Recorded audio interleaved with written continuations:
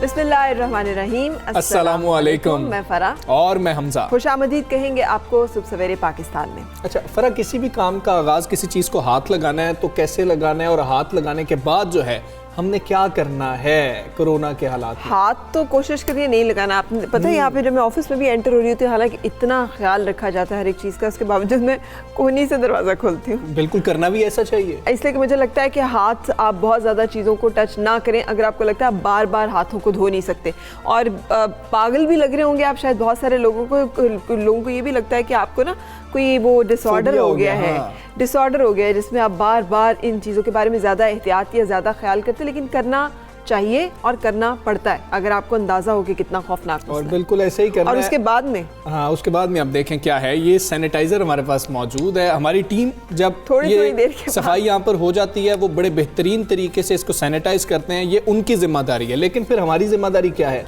हमने तो अपनी एहतियात करनी ही करनी है, तो उसके लिए सैनिटाइज ज़रूर करें हाथों को। और ये हाथ फिर भी किसी को नहीं लगाने के अब तो मैंने सैनिटाइज कर लिया तो अब मेरे से हाथ मिला लो, तो खैर ऐसा नहीं करना। और जो करना है वो हमने आपको बता दिया, हाथ बार बार धोते रहें, क्योंकि अब फिर से वही हालात वापस आ चुके हैं। ज़रूरत जो है उसी चीज़ की है, उसी काम की है, उसी तौर तरीके की है जो हम पहले गर्मियों में अपना चुके हैं। बल्कि अब तो एक जोक चल रहा था ना, उसमें ये था कि आप इसको भी हाथ मुंह को भी अब आप हाथ नहीं लगा सकते। जैसे पहले आप आराम से टच कर लेते थे, तो अब आपने जिस चीज़ को सबसे ज़्यादा टच नहीं करना वो आंखें, नाक और मुंह है। बिल्कुल वैसे तो कान भी बंद रखने चाहिए लेकिन ये कि इन चीज़ों पे भी तो खास तौर पे चेक रखना है कि इनको टच नहीं करना। बिल्कुल ऐसे ही है। ये जो होती है ना शादी ब्याह की तकरीबात, ये हमारे बड़े कुछ फेवरेट जैसे कहना चाहिए नेशनल गॉसिप्स हैं, मौज़ूआत हैं। किसकी शादी हुई, किसने क्या पहना, कैसे हुई एग्जैक्टली वो पार्ट तो मैंने स्किप किया था।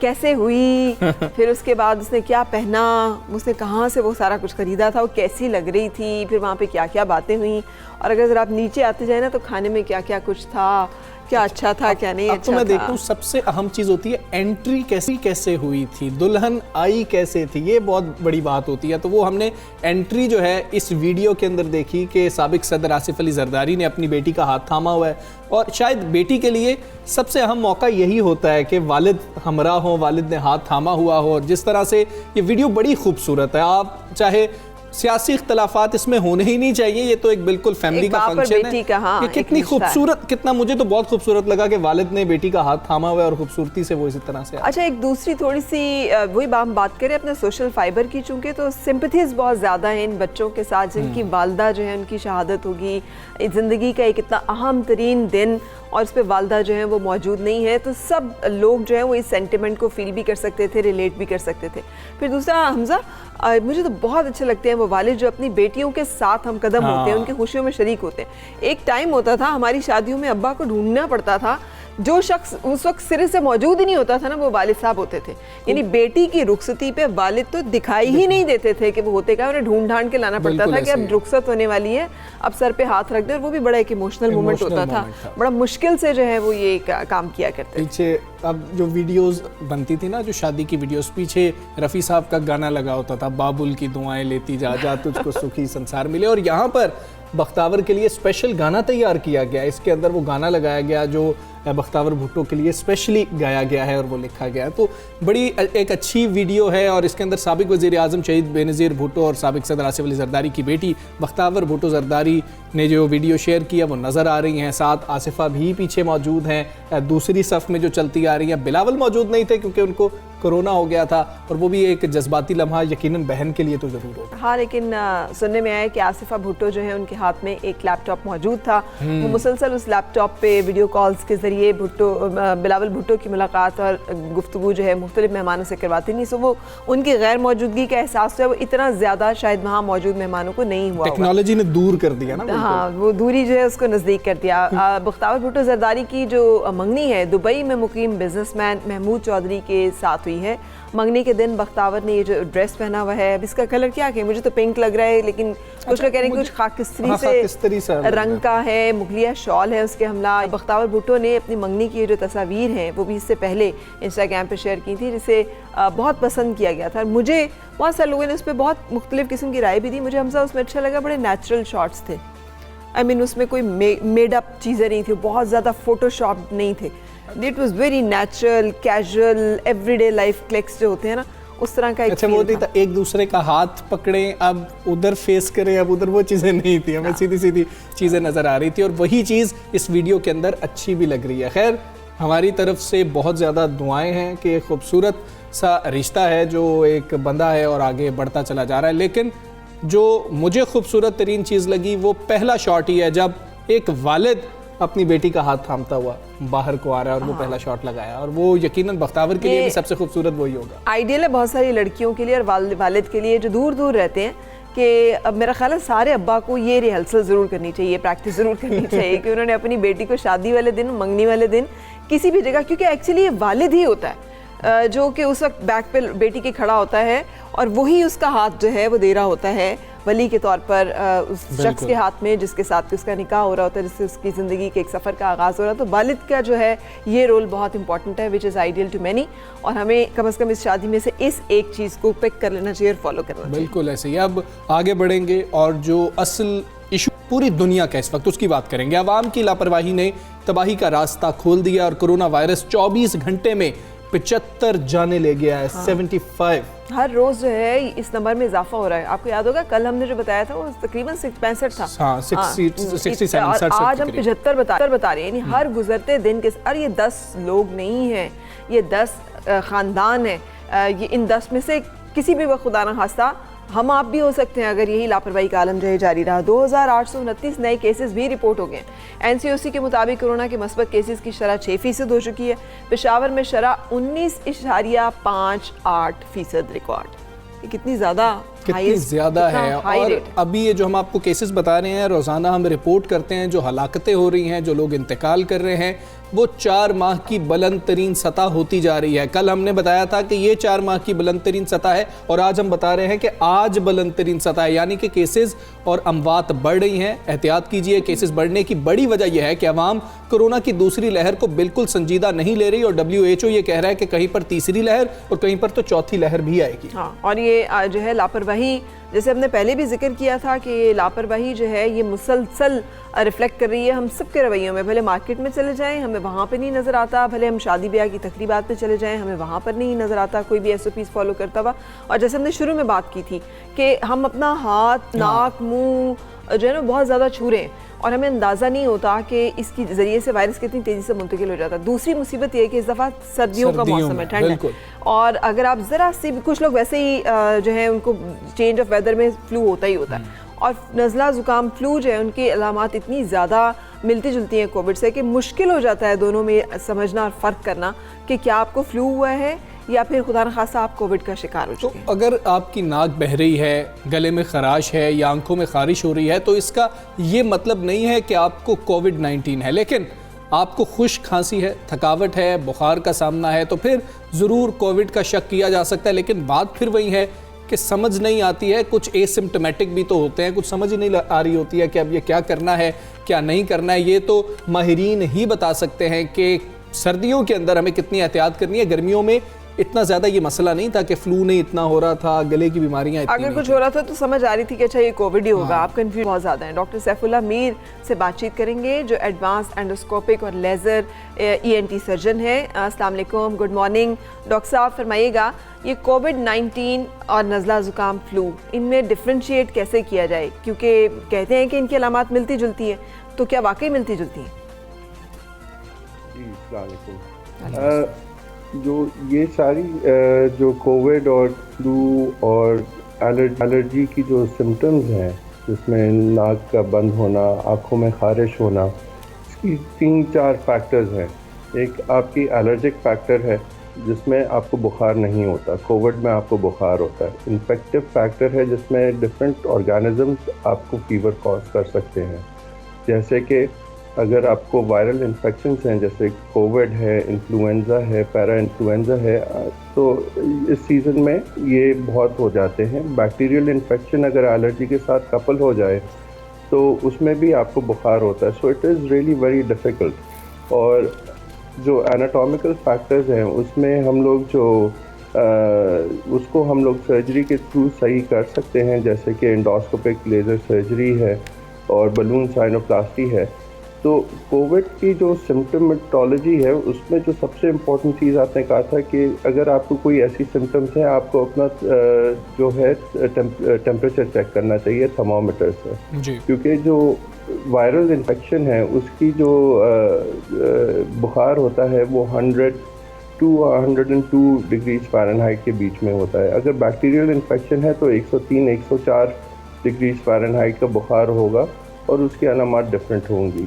तो और इस बार जो कोविड की सेकंड वेव है, लाहौर, पिंडी, सरगोदा जो है हाईली अफेक्टेड एरियाज़ हैं जी। कल की मैं फिगर्स जो देख रहा था, लाहौर में हमारी जो 5% से ऊपर मोर्टालिटी रेट है। अगर डेली अगर आप उसको देखें, new cases to mortality ratio जो है बहुत बढ़ रहा है, तो हमें बहुत एहतियात की ज़रूरत है इसमें। लेकिन डॉक्टर साहब हम एहतियात तो नहीं कर रहे हैं ना, ऐसी क्या वजह है? आप डॉक्टर हैं, आपके पास पेशेंट्स आते हैं, आप ज़्यादा करीब से लोगों को देख रहे होते हैं, वजह क्या है? हम इस वक्त संजीदा क्यों नहीं ले रहे हैं? और सर्दियों के अंदर ये कितना बड़ा मसला जो है डॉक्टर्स को और जो पैरामेडिक्स हैं उनको फेस करना पड़ेगा कि लोग ज़ुकाम समझकर आपके पास आ जाएंगे लेकिन वो होंगे कोरोना पेशेंट्स।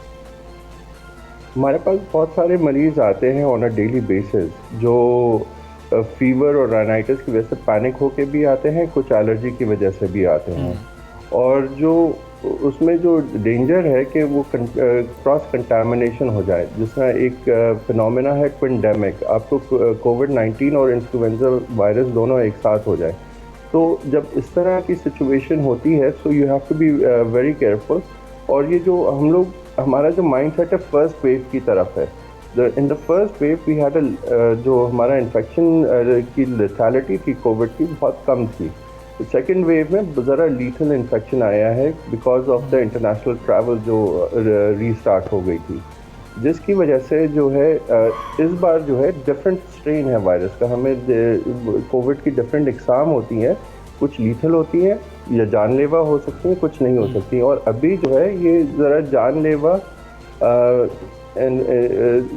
साबित होने का खदशा है, अभी हुआ नहीं है, खदशा है। सो अभी भी हमारे पास टाइम है कि अगर हम लोग प्रोटेक्टिव मेजर्स ले लें तो like wearing a face mask and social distancing दोनों आपको एट द सेम टाइम करने पड़ेंगे कि आप फेस मास्क ही पहने और 6 फुट का फासला मेंटेन करें, फिर आपका जो है कोविड से बचाव के इम्कानात हैं जो हम लोग कर रहे हैं। कुछ हद तक नहीं कर रहे मार्केट्स में, और इन सारी चीज़ों में ज़रा हमें ध्यान देना पड़ेगा।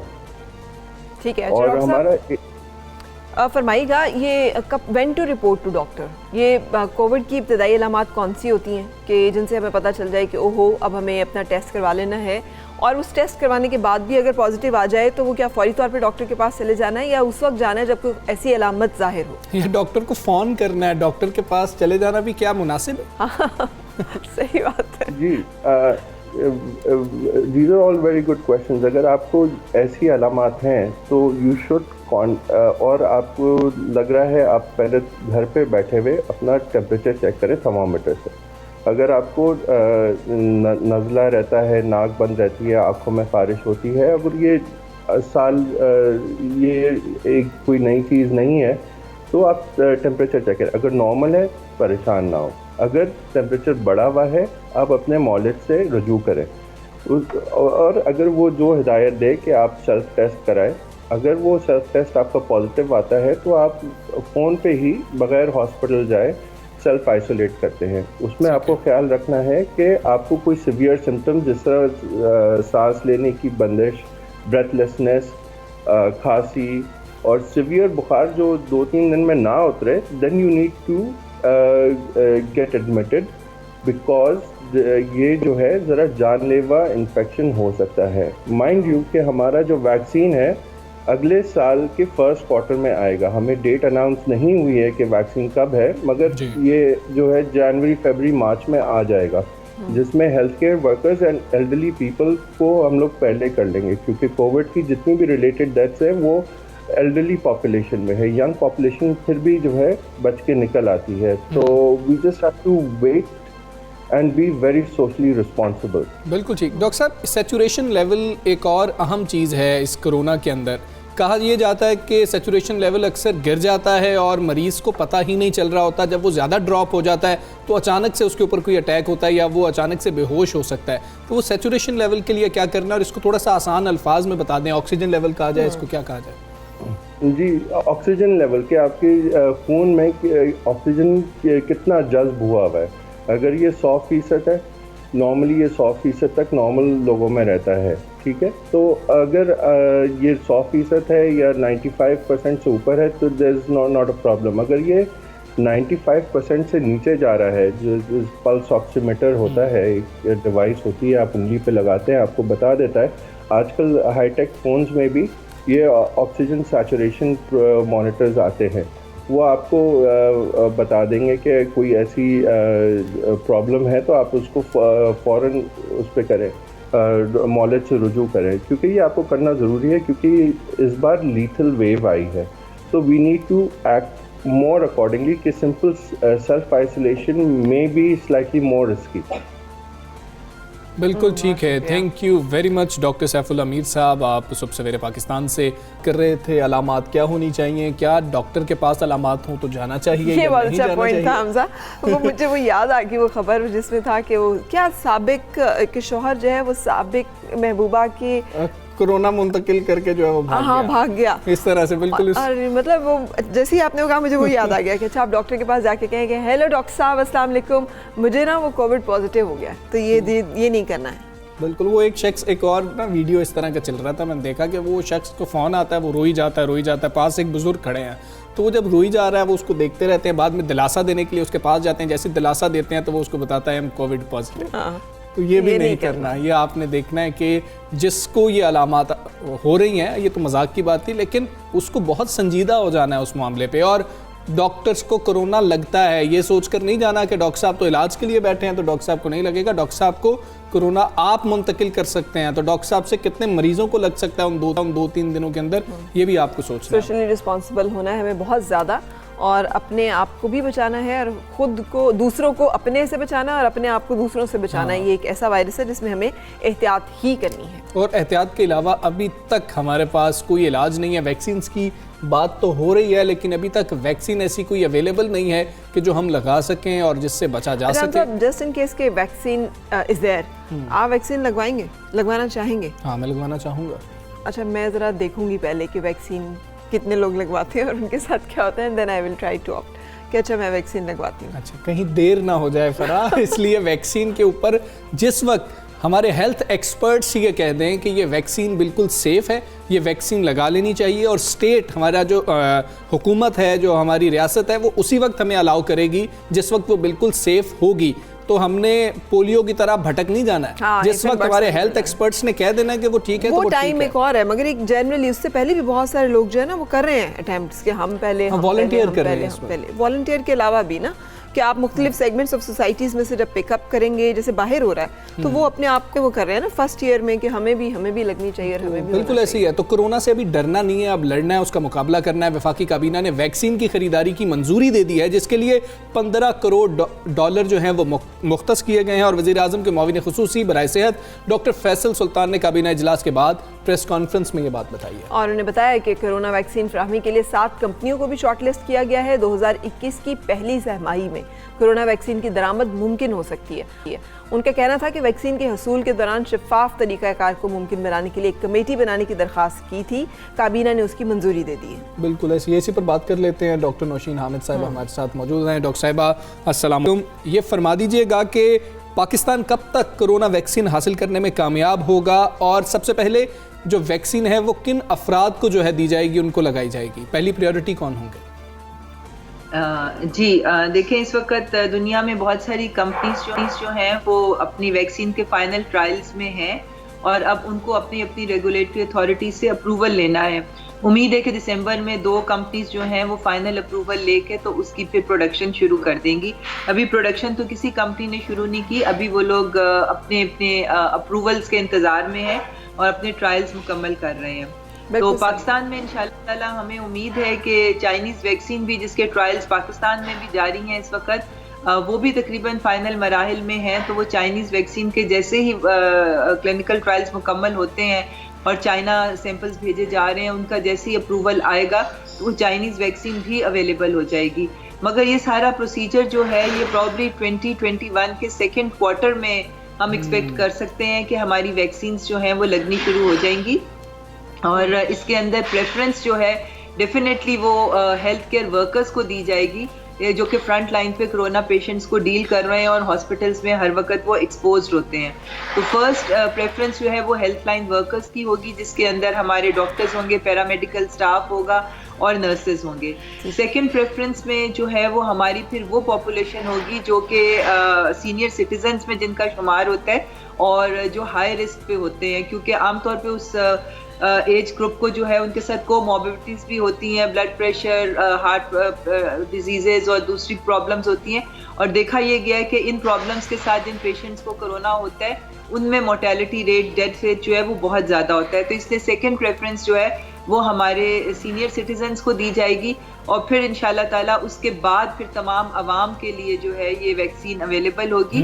और क्योंकि सारी पॉपुलेशन को लगाए बगैर हम इसको ख़त्म नहीं कर सकते, जब तक एक भी बंदा रह जाएगा पीछे ये वबा का चांस रहेगा, इसलिए हमने सबको कवर करना है और इंशाल्लाह सारी पॉपुलेशन। ठीक है डॉक्टर नौशीन साहबा, ये भी फरमा दीजिएगा, मैं जैसे पढ़ रही थी लिटरेचर इस बारे में और मैंने एक दिन शेयर भी किया था, कोई कैनेडी हैं वहाँ पे अमेरिका में जो बड़ा इसके बारे में एक र्यूमर्स क्रिएट कर रहे हैं, मतलब कंट्रोवर्सीज अजीब व गरीब तरह की सुनने में आ रही हैं। लेकिन हमारी ये जो चाइना से जो वैक्सीन तैयार हो रही है कितनी सेफ़ है, महफूज है, मतलब कितने इसमें कोई ख़तरा नहीं है, ये इसके मनफी असरात आने के कोई खदशात नहीं है, ये ट्रायल्स किस दर्जे सेफ़ हैं और जब ये आएगी इस मरहले में कि ये लगाई जा सके इंसानों को तो कितनी महफूज होगी और कितनी अफोर्डेबल होगी, क्योंकि अफोर्डेबिलिटी का भी एक बहुत बड़ा इशू शायद रहे।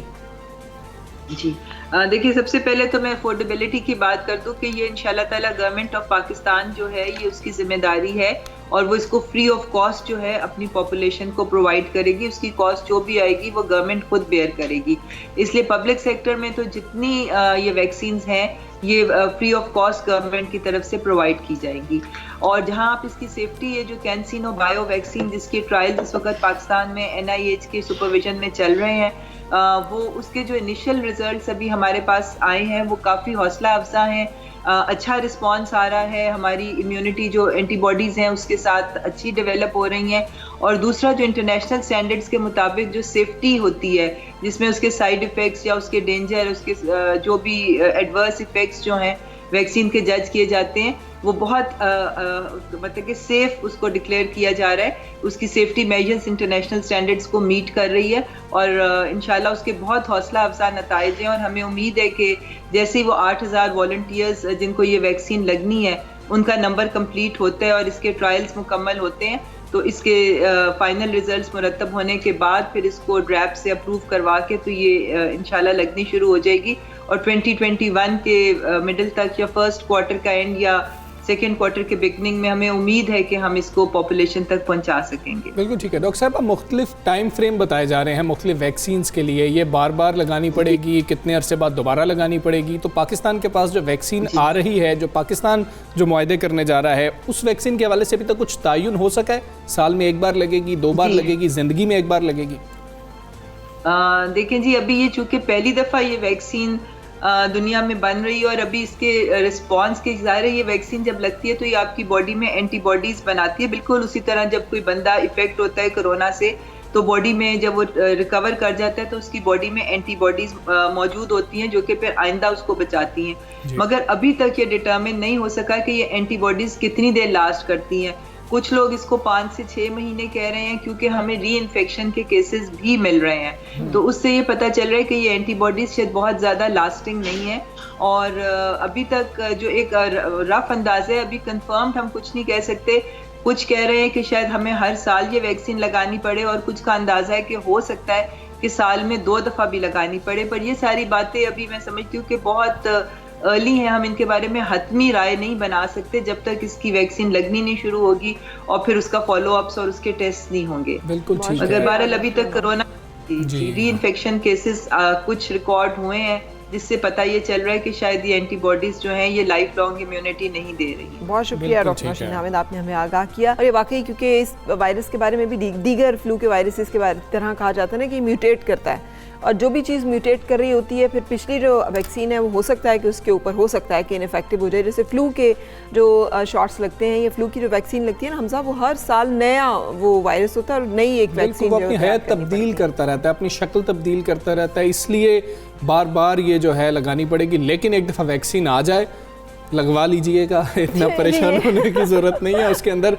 क्योंकि अगर एक शख्स भी कोताही करेगा तो फिर आपके मुल्क के अंदर पोलियो की तरह ऐसे ही ये वायरस भी मौजूद है और वायरस भी मौजूद है। और अच्छी बात ये है जो हमने बात की थी ना लास्ट टाइम जब हेल्थ जो यूनिवर्सिटी है उसके चांसलर से हम बात कर रहे थे, तो उन्होंने जो हमें बताया था, उन्होंने कहा था इसके ऊपर जो लिपिड की वो जो हमें कांटेदार एक लेयर नजर आती है ना, ये जो वैक्सीन बनाई जा रही है पाकिस्तान और चाइना के इश्तराक से, उसे टारगेट करती है कि वो कनेक्ट ही ना हो सके वो वायरस इंसान के जिस्म के साथ। सो मुझे लगता है कि ये वाकई एक सेफ वो है। बाकी जो दूसरी वैक्सीन्स बन रही हैं वो एक्चुअली उसके आरएनए को इफेक्ट करती है, जब उसके आरएनए को इफेक्ट करती है तो ह्यूमन आरएनए भी इफेक्ट होता है। मैं डॉक्टर फराह से मजीद समझने की कोशिश कर रहा हूँ, आप एक ब्रेक एंजॉय कीजिए।